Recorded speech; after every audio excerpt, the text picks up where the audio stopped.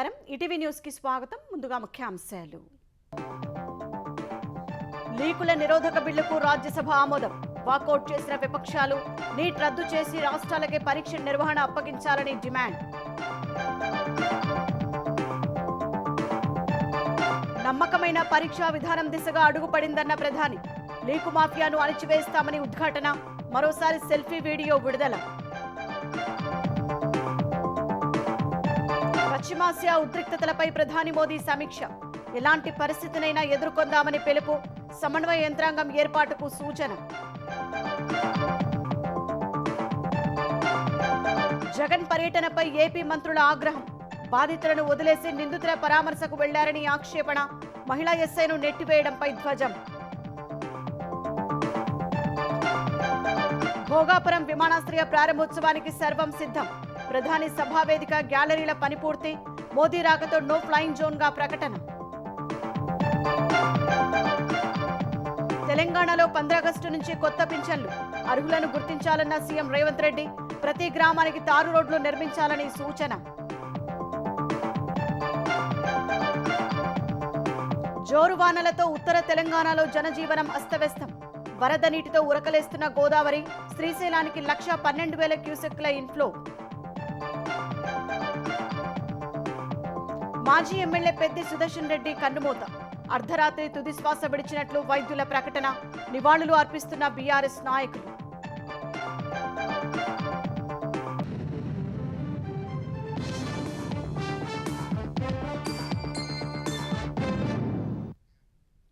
ప్రశ్నాపత్రాల leakage నిరోధక bill 2026కు Rajya Sabha ఆమోదం తెలిపింది. లోక్సభలో ఆమోదం పొందిన ఈ బిల్లు రాజ్యసభలోనూ ఆమోదం పొందగా చట్టరూపం దాల్చడానికి మార్గం సుగమమైంది. ఈ బిల్లుపై సుమారు 7 గంటల పాటు జరిగిన చర్చలో నీట్ను రద్దు చేయాలని విపక్ష పార్టీలు డిమాండ్ చేశాయి. వైద్య విద్యా ప్రవేశ పరీక్షలను నిర్వహించే బాధ్యత రాష్ట్రాలకే వదిలేయాలని పట్టుబట్టాయి. ప్రతిపక్షాల ప్రశ్నలకు సమాధానమిచ్చిన కేంద్ర మంత్రి జితేంద్ర సింగ్ రాష్ట్రాల పబ్లిక్ సర్వీస్ కమిషన్ల ద్వారానే ఎక్కువ పేపర్ లీకేజీలు జరిగాయన్నారు. ప్రశ్నాపత్రాల లీకేజీ నిరోధక బిల్లు 2026పై రాజ్యసభలోనూ వాడివేడి చర్చ జరిగింది. సభలో ఈ సవరణ చట్టాన్ని కేంద్ర మంత్రి జితేంద్ర సింగ్ ప్రవేశపెట్టగా సుమారు 7 గంటలు చర్చ జరిగింది. ఈ సందర్భంగా సభలో గందరగోళం నెలకొంది. పెలెట్ గన్లు వాడకం సహా జంతర్మంతర్ వద్ద విద్యార్థులపై పోలీసులు క్రూరంగా వ్యవహరించిన తీరుపై విపక్షాలు మండిపడ్డాయి. అమిత్ షా సభకు వచ్చి దీనిపై ప్రకటన చెయ్యాలని డిమాండ్ చేశాయి. నీట్కు వ్యతిరేకంగా ఆందోళన చేసిన యువతను శాంతింపజేయడానికే కేంద్రం ఈ చట్టం తెచ్చిందని రాజ్యసభలో ప్రతిపక్ష నేత మల్లికార్జున ఖర్గే ఆరోపించారు. సమస్యను మూలాల నుంచి పరిష్కరించే ఉద్దేశం బీజేపీ సర్కార్కు లేదని విమర్శించారు. సర్, కరోడో ఛాత్ర అనిశ్చితता में जी रहे हैं, परीक्षाएं टलती है, पेपर लीक होते हैं, नतीजे देर से आते हैं और भर्तियों का वर्ष तक अटकी रहते हैं. नतीजा ये होता है कि युवाओं का करियर रुक जाता है. कई उम्मीदवारों की उम्र सीमा निकल जाती है. इसीलिए हमारी मांग है कि सभी परीक्षाओं के लिए एक कानूनी रूप से टाइम बाउंड एनुअल कैलेंडर बनाया जाए ताकि सरकार भी समय सीमा के प्रति जवाबदेह हो और छात्रों का भविष्य अनिश्चितता से भरोसे से न रहे. వైద్య ప్రవేశ పరీక్షలు నిర్వహించే బాధ్యతను రాష్ట్రాలకే వదిలేయాలని డీఎంకే, సమాజ్వాదీ పార్టీ, సిపిఎం, టీఎంసీ సహా పలు విపక్ష పార్టీలు డిమాండ్ చేశాయి. అప్పుడే పరీక్షా పత్రాల లీకులు ఆగుతాయని అభిప్రాయపడ్డాయి.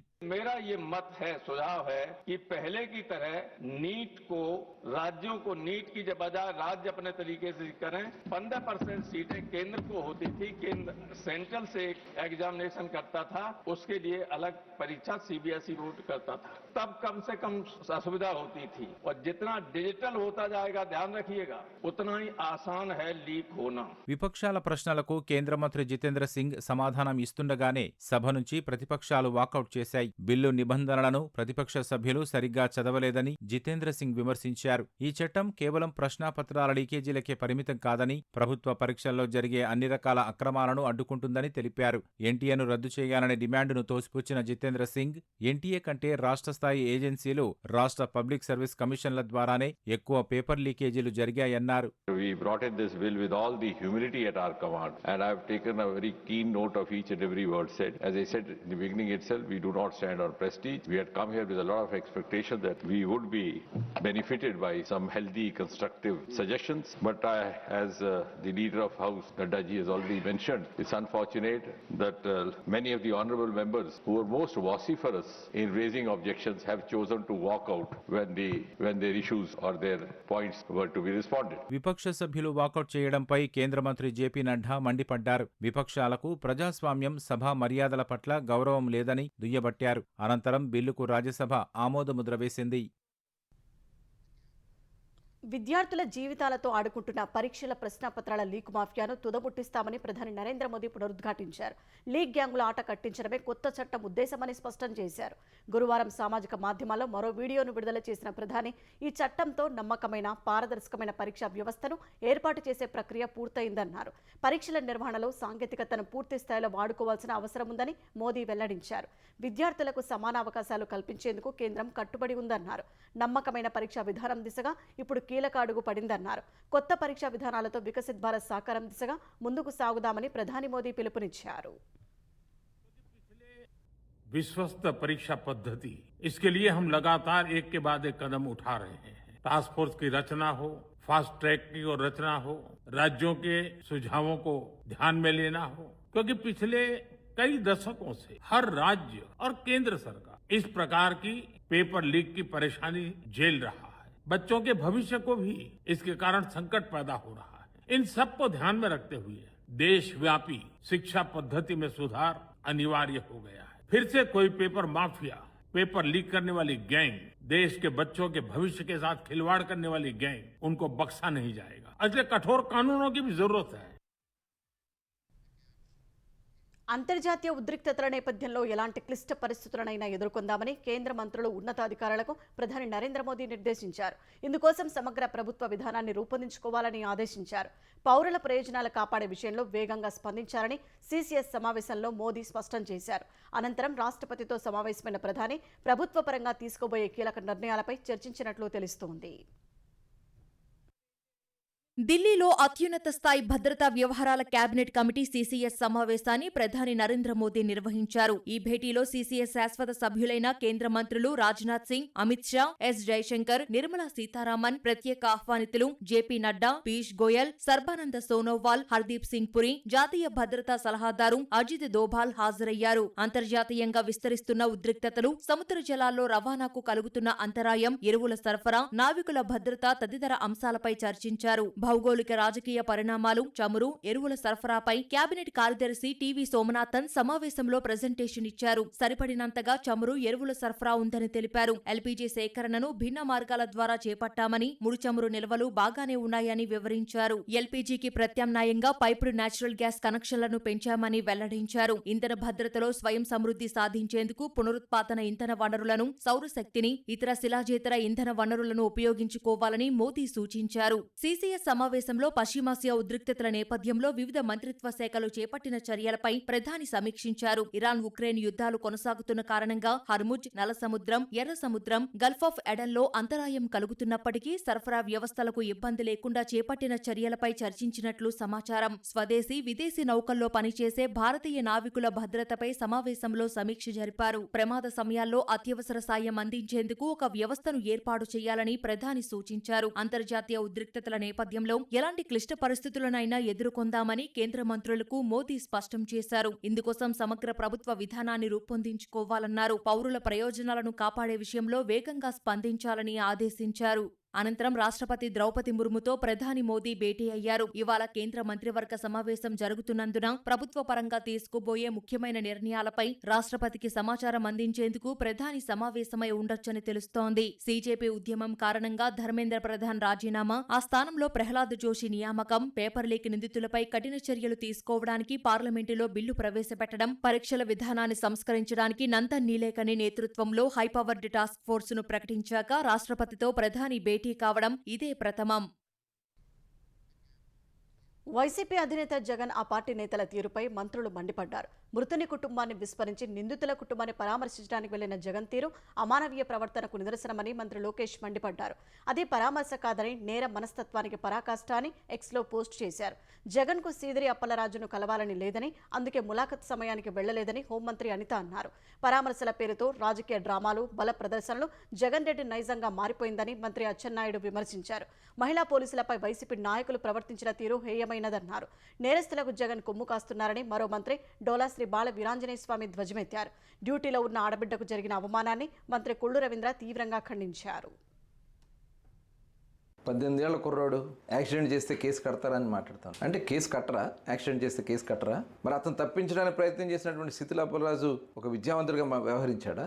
ఆడబిడ్డ మీద జరిగినటువంటి మరి అక్కడ మీ వైఎస్ఆర్ పార్టీ నాయకులు అమానుషంగా ప్రవర్తించిన దానికి మీరు ఎందుకు ఖండించరని చెప్పి నేను అడుగుతాను. ఈరోజు మీరు దొంగల్ని వెనకేసుకొస్తా ఉన్నారు, కూనీకోరులు వెనకేసుకొస్తా ఉన్నారు, రౌడీ షీటర్లు వెనకేసుకొస్తా ఉన్నారు. ఇదేం సంస్కృతి జగన్మోహన్ రెడ్డి గారు? ఇలాంటి వ్యక్తులు ఈ రాష్ట్రానికి అవసరం లేదని చెప్పి ప్రజలు మొన్న తీర్పిచ్చారు. ఇంకా మీరు బరి తెగించి రోడ్ల మీదకి వస్తే ఈరోజు ప్రజలే తరిమి కొడతారని కూడా తెలియజేస్తాం. ఏపీఎస్ఆర్టీసీల విద్యుత్ బస్సులు ప్రవేశపెట్టడం వల్ల వచ్చే సమస్యలు, సిబ్బందికి తలెత్తే ఇబ్బందులను తొలగించేందుకు అన్ని విధాలా ప్రయత్నిస్తామని ఎండీ బాలసుబ్రహ్మణ్యం తెలిపారు. విజయవాడలోని ఆర్టీసీ ప్రధాన కార్యాలయంలో ఐకాసా నాయకులతో ఆయన 3.5 గంటలు చర్చించారు. 90% అంశాలపై సానుకూల స్పష్టత వచ్చిందని చెప్పారు. విద్యుత్ బస్సుల కొనుగోలు, నిర్వహణ సమస్యలను సీఎం దృష్టికి తీసుకెళ్తారని బాలసుబ్రహ్మణ్యం వివరించారు. ప్రభుత్వం నుంచి వచ్చే స్పందనను బట్టి భవిష్యత్తు కార్యాచరణ ప్రకటిస్తామని ఐకాసా ప్రతినిధులు తెలిపారు. డ్రైవర్స్ కానీ, కండక్టర్స్ కానీ, మిగతా సిబ్బంది, మెకానికల్ సిబ్బంది కానీ వీళ్ళందరూ కూడా డిస్ప్లేస్ కాకూడదు, వేరే డిపోలకు వెళ్ళకూడదు. చాలా కూలంకుషంగా దాని మీద చర్చ జరిగింది. ప్రైమ్ మినిస్టర్ ఈ బస్ సేవ కింద 750 బస్సులు వస్తున్నాయి. సంబంధించిన సిబ్బందిని 12 డిపోస్లో అడ్జస్ట్ చేస్తున్నారు. వాటిలో 4 డిపోస్లో కొన్ని సమస్యలు ఉన్నాయి. ఈ 4 డిపోస్ మూసివేయకుండా మళ్ళీ రీస్టార్ట్ చేయడం అనేది వారికి హామీ ఇవ్వడం జరిగింది. 4 డిపోలు అయితే పునఃప్రారంభిస్తామని ఏదైతే స్పష్టంగా వీసీఎండీ గారు అంగీకరించడం జరిగింది. మిగతా తీసుకున్నటువంటి ఎలక్ట్రికల్ బస్సులకు సంబంధించి స్టాఫ్ ఏంటి, పరిస్థితి ఏంటి, అది ముఖ్యమంత్రి గారి దగ్గరికి వెళ్ళాలని ఏదైతే మరి ప్రభుత్వ పరంగా నిర్ణయం జరగాలి. కాబట్టి ఉద్యమం తాలూకా పరిస్థితి ఏంటి అనేది మళ్ళీ నిర్ణయం చేయాల్సి ఉంటుంది. 15 ఆగస్టు నుంచి కొత్త పింఛన్లు పంపిణీ చేయాలని అధికారులను ముఖ్యమంత్రి రేవంత్ రెడ్డి ఆదేశించారు. తలసేమియా, సికిల్ సెల్ ఎనీమియా బాధితులకు కూడా పెన్షన్స్ ఇవ్వాలని నిర్ణయించారు. ప్రతి గ్రామానికి తారు రోడ్డు, పంచాయతీ భవనం ఉండాల్సిందేనని స్పష్టం చేశారు. తెలంగాణలో తలసేమియా, సికిల్ సెల్ ఎనీమియా బాధితులందరికీ పింఛన్లు మంజూరు చేయాలని ముఖ్యమంత్రి రేవంత్ రెడ్డి ఆదేశించారు. అర్హులను గుర్తించి వెంటనే ఈ ప్రక్రియను ప్రారంభించాలని సూచించారు. పంచాయతీరాజ్, గ్రామీణాభివృద్ధి శాఖలపై మంత్రి సీతక్కతో కలిసి ముఖ్యమంత్రి సమీక్ష నిర్వహించారు. ఆగస్టు 15 నుంచి పింఛన్లు పంపిణీ చేయాలని ఆదేశించారు. వితంతు, ఒంటరి మహిళలు, నేత, గీత కార్మికులు అందరికీ పింఛన్లు మంజూరు చేయాలన్నారు. దివ్యాంగులు చనిపోయినప్పుడు వారి భార్యలకు ఆలస్యం చేయకుండా వెంటనే పింఛన్లు ఇవ్వాలని సీఎం సూచించారు. మండల స్థాయిలో అన్ని శాఖల పరిధిలో చేపట్టే అభివృద్ధి పనులను ఎంపీడీఓలు పర్యవేక్షించేలా చూడాలని రేవంత్ ఆదేశించారు. మండల పరిషత్తు సమావేశాలు 45 రోజులకు ఒకసారి నిర్వహించాలని, ఎంపీలు, ఎమ్మెల్యేలు, ఎమ్మెల్సీలను ఆహ్వానించాలని సూచించారు. తెలంగాణలో తారు రోడ్డు లేని ఊరు ఉండకూడదని సీఎం తేల్చి చెప్పారు. ప్రతి గ్రామానికి తారు రోడ్డు నిర్మించాలని, అలాగే ఊరిలో పంచాయతీ కార్యాలయం నిర్మించాలని స్పష్టం చేశారు. పంచాయతీలోని జనాభా ఆధారంగా ఏ, బి, సిలుగా వర్గీకరించి భవనాలు నిర్మించాలన్నారు. పారిశుధ్య పనులు, ఇతర అంశాలకు పూర్తిస్థాయిలో కార్యదర్శులు బాధ్యత వహించేలా చూడాలన్నారు. ఎన్నికలు జరగని పంచాయతీలకు పారిశుధ్య, ఇతర పనులకు ఆటంకం లేకుండా వెంటనే నిధులు విడుదల చేయాలని ఆదేశించారు. ఎల్నినో వేళ తాగునీటి సరఫరాలో తగు జాగ్రత్తలు తీసుకోవాలని సీఎం సూచించారు. గ్రామీణ తాగునీటి సరఫరా, హైదరాబాద్ వాటర్ బోర్డు, ఇరిగేషన్ అధికారులు సమన్వయ సమావేశాలు నిర్వహించాలని ఆదేశించారు. తాగునీటికి తొలి ప్రాధాన్యం ఇవ్వాలన్నారు. గ్రామీణ తాగునీటి పథకాల పరిధిలో పనిచేసే వారికి ఖచ్చితంగా 5వ తేదీలోపు వేతనాలు ఇవ్వాలన్నారు. స్థానిక వనరుల ఆధారంగానే తాగునీటి సరఫరాకు ప్రణాళికలు రూపొందించాలన్నారు. 1 కోటి మంది మహిళలకు పంపిణీ చేసే చీరలు పూర్తి నాణ్యతతో ఆకట్టుకునే డిజైన్లో ఉండాలని అధికారులకు చెప్పారు. డిజైన్ల రూపకల్పనకు నిఫ్ట్ విద్యార్థులను వినియోగించుకోవాలని సూచించారు. ఇందిరమ్మ చీరలకు మహిళల నుంచి మంచి స్పందన వచ్చినందున నాణ్యత, రంగుల విషయంలో రాజీ పడొద్దన్నారు. ఉద్యోగుల బకాయిల చెల్లింపు కోసం తెలంగాణ ప్రభుత్వం మరో 2,000 కోట్లు విడుదల చేసింది. ఉద్యోగ సంఘాలకు ముఖ్యమంత్రి రేవంత్ రెడ్డి ఇచ్చిన హామీ మేరకు 100 రోజుల్లో 3 విడతలుగా 6,000 కోట్ల రూపాయలు విడుదలయ్యాయి. మే 29న 2,000 కోట్లు, జూన్ 30న 2,000 కోట్లు, జూలై 30న మరో 2,000 కోట్లు విడుదల చేసినట్లు ఆర్థిక శాఖ వెల్లడించింది. విశ్రాంత ఉద్యోగులకు సుదీర్ఘకాలంగా పెండింగ్లో ఉన్న కమ్యూటేషన్ బకాయిలన్నింటినీ క్లియర్ చేసినట్లు తెలిపింది. రాబోయే రోజుల్లో మిగతా బకాయిలను కూడా క్రమ పద్ధతిలో విడుదల చేస్తామని తెలంగాణ ఆర్థిక శాఖ పేర్కొంది. తెలంగాణ ఉద్యమకారుడు బీఆర్ఎస్ మాజీ ఎమ్మెల్యే పెద్ది సుదర్శన్ రెడ్డి కన్నుమూశారు. అర్ధరాత్రి 12:51 ఆయన తుది శ్వాస విడిచినట్లు యశోద ఆసుపత్రి వైద్యులు ప్రకటించారు. ఈ నెల 26న హనుమకొండలో సుదర్శన్ రెడ్డికి ఛాతీలో నొప్పి రావడంతో స్థానిక ప్రైవేట్ ఆసుపత్రికి తరలించారు. వైద్యులు కార్డియాక్ అరెస్ట్గా గుర్తించారు. గంటసేపు శ్రమించి 9 సార్లు సిపిఆర్ చేశాక కొంత ఫలితం కనిపించడంతో మెరుగైన చికిత్స కోసం సికింద్రాబాద్లోని యశోద ఆసుపత్రికి తరలించారు. అక్కడ వైద్యులు వెంటిలేటర్పై ఉంచి చికిత్స అందించారు. 5 రోజులు మృత్యువుతో పోరాడిన సుదర్శన్ రెడ్డి అర్ధరాత్రి కన్నుమూశారు. 1974 ఆగస్టు 6న ఉమ్మడి వరంగల్ జిల్లా నల్లబెల్లిలో రైతు కుటుంబంలో జన్మించిన సుదర్శన్ రెడ్డి రాజకీయాల్లో అంచెలంచెలుగా ఎదిగారు. తెలంగాణ ఉద్యమంలో కీలక పాత్ర పోషించిన ఆయన 2014లో నర్సంపేట నుంచి ఎమ్మెల్యేగా పోటీ చేసి ఓటమి పాలయ్యారు. 2016లో తెలంగాణ పౌర సరఫరాల సంస్థ చైర్మన్గా పనిచేశారు. 2018లో నర్సంపేట నుంచి ఎమ్మెల్యేగా గెలిచారు. 2023లో ఎన్నికల్లో పోటీ చేసి ఓటమి చవిచూశారు. పెద్ది మరణంతో ఆయన కుటుంబ సభ్యుల రోదనలు మిన్నంటాయి. మాజీ మంత్రులు ఎర్రబెల్లి దయాకర్రావు, సత్యవతి రాథోడ్, పలువురు బీఆర్ఎస్ నేతలు ఆసుపత్రికి చేరుకొని పెద్ది సుదర్శన్ రెడ్డి భౌతిక కాయానికి నివాళి అర్పించారు.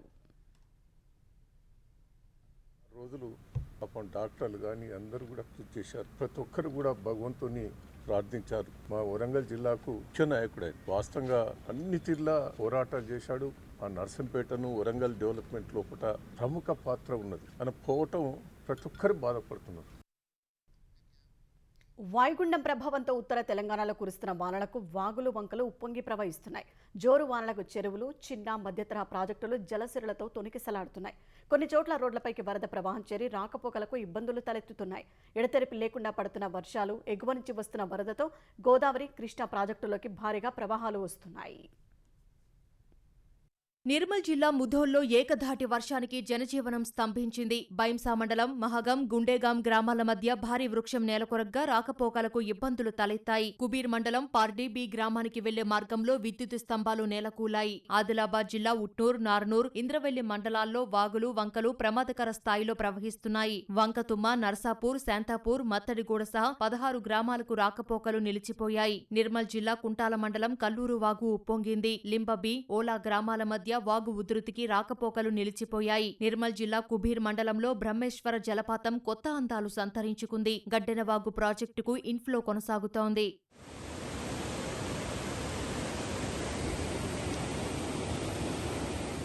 జగిత్యాల జిల్లా ధర్మపురి మండలంలో నాగారం, ఆక్సాయిపల్లె మధ్య వరద ఉధృతితో రోడ్డు ధ్వంసమైంది. నేరెళ్ల మీదుగా గోవిందుపల్లె వెళ్లే మార్గం వద్ద రహదారి తెగిపోయింది. బుగ్గారం పెద్ద చెరువు కట్ట తెగే అవకాశముందనే అంచనాతో గంటి కొట్టి నీరు కిందకి వదిలారు. ధర్మపురి మండలం దోనూరు, తీగల ధర్మారంలో ఇండ్లు కూలాయి. మెట్పల్లి పెద్ద చెరువు మత్తడిపోయడంతో చేపల కోసం ప్రజలు ఎగబడ్డారు. ఉమ్మడి నిజామాబాద్ జిల్లాలో ఆర్మూర్, కమ్మర్పల్లి, మెండోరా, డొంకేశ్వర్ మండలాల్లో అత్యధిక వర్షపాతం నమోదైంది. మోర్తాడ్లో పెద్దవాగు ప్రమాదకరంగా ప్రవహిస్తోంది. సిరికొండ మండలంలో కప్పలవాగు, మధ్యవాగు ఉధృతికి రాకపోకలకు అంతరాయం కలిగింది. పిట్లం మండలం కంబాపూర్ వద్ద కాకివాగు ఉప్పొంగింది. కారేగావ్ సమీపంలో పిల్లివాగు జలకలతో తొణికిసలాడుతోంది. మధ్యతరహా జలాశయాలైన పోచారం, కౌలాస నాలా ప్రాజెక్టులు నిండుకుండల్లా మారుతున్నాయి. నిజాంసాగర్ ప్రాజెక్టుకు 3,000కు పైగా ఇన్ఫ్లో వస్తోంది.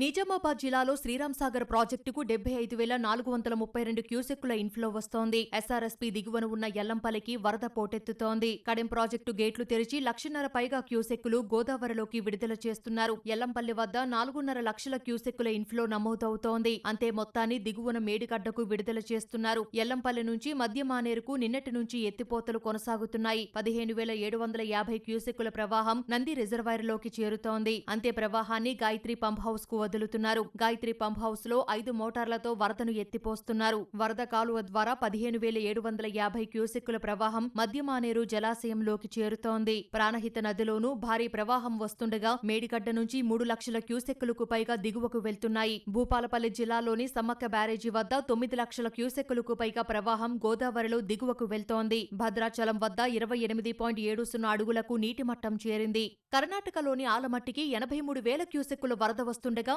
దిగువకు 97,000 క్యూసెక్కులు విడుదల చేస్తున్నారు. నారాయణపూర్కు 95,000 క్యూసెక్కులు వస్తుండగా దిగువకు 1,00,000 క్యూసెక్కులు వదులుతున్నారు. జూరాల వద్ద 1,00,000 క్యూసెక్కుల వరద నమోదవుతుండగా దిగువకు 1,09,000 క్యూసెక్కులు వదులుతున్నారు. శ్రీశైలం వద్ద 1,12,000 క్యూసెక్కుల ఇన్ఫ్లో ఉంది. జలాశయం నిల్వ సామర్థ్యం 215.81 టీఎంసీలు కాగా ప్రస్తుతానికి నిల్వ 46.82 టీఎంసీలకు చేరింది. ఫార్ములా ఈ-కార్ రేసింగ్ నిధుల మళ్లింపు కేసులో నాంపల్లి ప్రత్యేక ఏసీబీ కోర్టు విచారణకు మాజీ మంత్రి కేటీఆర్ నేడు తొలిసారి హాజరు కానున్నారు.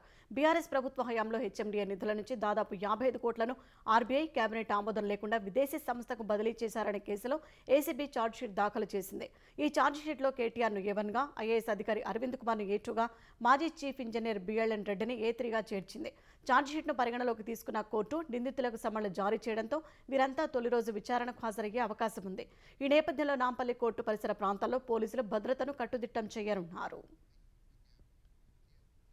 తెలంగాణలో విజిలెన్స్ బృందాలు ఒక్కరోజు చేసిన తనిఖీల్లోనే 154 కోట్ల విలువైన ధాన్యం గల్లంతైనట్లు గుర్తించాయి. జగిత్యాల, సూర్యాపేట, మహబూబ్నగర్, వరంగల్, మెదక్ జిల్లాల్లో అవకతవకలు బయటపడ్డాయి. జగిత్యాల జిల్లా తక్కళ్లపల్లిలో లక్ష్మీ బాలాజీ, శ్రీ అభయాంజనేయ, లక్ష్మీ గణపతి రైస్ మిల్లులో చేసిన తనిఖీల్లో సుమారు 80 కోట్ల విలువైన అక్రమాలు గుర్తించారు. సూర్యాపేట జిల్లాలో 45 కోట్ల విలువైన ధాన్యం, మహబూబ్నగర్లో 12 కోట్లు, వరంగల్లో 8 కోట్లు, మెదక్లో 6 కోట్లు, ములుగు జిల్లాలో 3 కోట్ల విలువైన ధాన్యం గల్లంతైనట్లు విజిలెన్స్ గుర్తించింది. గతంలో కేసులు నమోదైన మిల్లర్లకు మళ్లీ సీఎంఆర్ కేటాయింపుల వెనుక ఎవరైనా అధికారులు సహకరించారా అనే కోణంలోనూ విజిలెన్స్ దర్యాప్తు చేస్తోంది. హనుమకొండ జిల్లా సాయంపేట మండలం గట్ల కనపర్తి గ్రామంలో లక్ష్మీ నరసింహ వినాయక రైస్ మిల్లులో విజిలెన్స్ అధికారులు తనిఖీ చేశారు. మిల్లు యజమానులు సీఎంఆర్ ధాన్యాన్ని అక్రమంగా మళ్లించి దాదాపు 10 కోట్ల అవినీతికి పాల్పడినట్లు గుర్తించారు. వైసీపీ పాలనలో విశాఖ ఆంధ్రప్రదేశ్ వీసీగా అరాచకాలు, అధికార దుర్వినియోగానికి పాల్పడిన పీవీజేడీ ప్రసాద్ రెడ్డిని తక్షణం సస్పెండ్ చేయాలని ప్రభుత్వానికి విజిలెన్స్ ఎన్ఫోర్స్మెంట్ విభాగం సిఫారసు చేసింది. ఏయూవీసీగా అయిన హయాంలో నిధుల దుర్వినియోగం, అక్రమాస్తులపై ఏసీబీ దర్యాప్తు జరిపించాలని, క్రిమినల్ చర్యలు చేపట్టాలని సూచించింది. 2019-24 మధ్య వైసీపీ ప్రభుత్వ పెద్దల అండతో ప్రసాద్ రెడ్డి రాజ్యాంగేతర శక్తిలా వ్యవహరించారు. జీవీఎంసీ ఎన్నికలకు వైసీపీ కార్పొరేటర్ అభ్యర్థుల ఎంపికలో కీలకంగా వ్యవహరించారు. ఉత్తరాంధ్ర పట్టభద్రుల నియోజకవర్గ ఎమ్మెల్సీ ఎన్నికల్లో కళాశాలల అధ్యాపకులతో నిర్వహించిన సమావేశంలో ప్రసాద్ రెడ్డి పాల్గొన్న వీడియోలు బయటకు వచ్చాయి. కూటమి అధికారంలోకి వచ్చాక వీసీ పదవికి ప్రసాద్ రెడ్డి రాజీనామా చేసినా ఆయన అధికార దుర్వినియోగంపై ప్రభుత్వం విజిలెన్స్ విచారణకు ఆదేశించింది. వీసీగా ప్రసాద్ రెడ్డి అడ్డగోలు నిర్ణయాల వల్ల 10 కోట్ల 60 లక్షల రూపాయల మేర అవకతవకలు జరిగాయని విజిలెన్స్ గుర్తించింది. Prasad Reddy, V Krishnamohan, Meka James Stephen, K Basavaiah, K Srinivasarao తదితరులపై క్రిమినల్ చర్యలు చేపట్టాలని సిఫారసు చేసింది. ప్రసాద్ రెడ్డి నేడు పదవి విరమణ చేయనున్న వేళ ప్రభుత్వం ఎలాంటి చర్యలు తీసుకుంటుందనేది ఆసక్తిగా మారింది. భోగాపురం అంతర్జాతీయ విమానాశ్రయ ప్రారంభోత్సవానికి ఏర్పాట్లు దాదాపు పూర్తయ్యాయి. ప్రధాన వేదిక, గ్యాలరీలు సిద్ధమయ్యాయి. ప్రజలు కూర్చునే సీటింగ్ పూర్తయింది. రాత్రి వేళల్లోనూ కార్మికులు తుది మెరుగులు దిద్దుతున్నారు. సభా ప్రాంగణంలో ఏర్పాటు చేసిన గ్యాలరీలను మంత్రి కొండపల్లి శ్రీనివాస్ పరిశీలించారు. వర్షం పడితే నీరు నిలవకుండా చూసేందుకు కొన్ని సూచనలు చేశారు. భోగాపురం విమానాశ్రయ పరిసరాలు రాత్రి వేళల్లో విద్యుత్ దీపాలతో కాంతులేనుతున్నాయి. విమానాశ్రయ ప్రారంభోత్సవం ప్రశాంతంగా జరిగేలా 7,000 మంది పోలీసుల్ని మోహరిస్తున్నారు. విమానాశ్రయ ప్రాంతాన్ని 89 సెక్టార్లుగా విభజించి ఒక్కో సెక్టార్కు 80 నుంచి 100 మందిని మోహరించారు.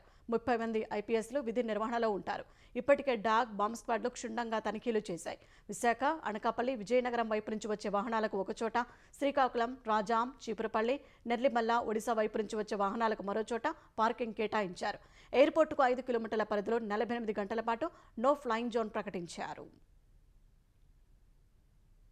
రిటర్న్ వచ్చిన తర్వాత వాళ్ళు ఒక లేఅవుట్ కేటాయించడం జరుగుతుంది. అక్కడ వాళ్ళకు భోజనం ఇవ్వడం జరుగుతుంది. ఆ భోజనం తీసుకుని బయటికి వెళ్ళాలి. మళ్ళీ హైవే ఎక్కి మళ్ళీ రిటర్న్ రావాలి. అది కూడా జిల్లా కలెక్టర్ గారి ఆధ్వర్యంలో 12 ప్లేసెస్ కేటాయించడం జరిగింది. ఎక్కడైనా వెహికల్ బ్రేక్ డౌన్ అయిపోతే టోయింగ్ వెహికల్స్ అక్కడక్కడ పెట్టున్నాం. బ్రేక్ డౌన్ రిపేర్ చేయడానికి మెకానిక్స్ కూడా పెట్టున్నాం. తెలంగాణలో రేషన్ కార్డుదారులు ఈ కేవైసీ చేసుకోవడానికి ఇచ్చిన గడువు నేటితో ముగియనుంది. తెలంగాణ వ్యాప్తంగా 30% పైగా లబ్ధిదారులు ఇంకా బయోమెట్రిక్ చేయించుకోలేదు. కేవలం 10 సెకండ్లలో పూర్తయ్యే ఈ కేవైసీ చేయించుకోకపోతే రేషన్ నిలిపివేసే అవకాశాలు ఉన్నాయని పౌర సరఫరాల శాఖ అధికారులు హెచ్చరిస్తున్నారు. కేంద్ర ప్రభుత్వం ఆదేశాల మేరకు దేశవ్యాప్తంగా రేషన్ కార్డులో పేరు ఉన్న ప్రతి ఒక్కరూ ఈ కేవైసీ చేయించుకోవాలనేది నిబంధన. తెలంగాణలో రేషన్ కార్డుల సంఖ్య 1,06,000 ఉండగా లబ్ధిదారులు 3,42,50,110 మంది ఉన్నారు. జీహెచ్ఎంసీ పరిధిలో ఇప్పటికే 80% ఈ కేవైసీ పూర్తయింది. రంగారెడ్డి, మేడ్చల్ జిల్లాలో 75% పూర్తయినట్లు సమాచారం. రేపటి నుంచి 3 నెలల రేషన్ కోటా పంపిణీకి పౌర సరఫరాల శాఖ ఏర్పాట్లు చేసింది. ఈ సాయంత్రం 4 గంటలలోపు విధిగా ప్రతి కార్డుదారుడు ఆధార్ కార్డు తీసుకెళ్లి రేషన్ షాపులో కేవలం 10 సెకండ్ల వ్యవధిలో వేలిముద్ర లేదా ముఖ గుర్తింపు ద్వారా బయోమెట్రిక్ చేసుకోవాలని పౌర సరఫరాల శాఖ అధికారులు సూచించారు. ఉత్తర ఆఫ్రికా తీరంలోని స్పెయిన్ భూభాగం సెయుటా సరిహద్దు వద్ద సంక్షోభం తీవ్ర రూపం దాల్చింది. మొరాకో దేశం నుంచి వేలాది మంది వలసదారులు ఒక్కసారిగా సరిహద్దులు దాటుకుని స్పెయిన్లోకి ప్రవేశించేందుకు యత్నించగా తీవ్ర ఉద్రిక్తత నెలకొంది. ఈ క్రమంలో జరిగిన తొక్కిసలాట సముద్రంలో ఇదే ప్రయత్నంలో కనీసం 9 మంది ప్రాణాలు కోల్పోయారు. అనేక మంది తీవ్రంగా గాయపడ్డారు. సరిహద్దు కంట్రోల్ వ్యవస్థ పూర్తిగా దెబ్బతినడంతో సెయుటాలో శాంతి భద్రతలను పునరుద్ధరించేందుకు స్పెయిన్ ప్రభుత్వం సైన్యాన్ని రంగంలోకి దించింది. పరిస్థితి అత్యంత అల్లకల్లోలంగా మారినందున స్పెయిన్ ప్రధాని పెడ్రో సాంచెజ్ నేడు అక్కడ పర్యటించనున్నారు. మరోవైపు సెయుటాలో చట్టవిరుద్ధంగా చొరబడిన వారిని వెంటనే తిప్పి పంపేందుకు మొరాకో ప్రభుత్వంతో చర్చలు జరుపుతున్నట్లు స్పెయిన్ హోంశాఖ ప్రకటించింది.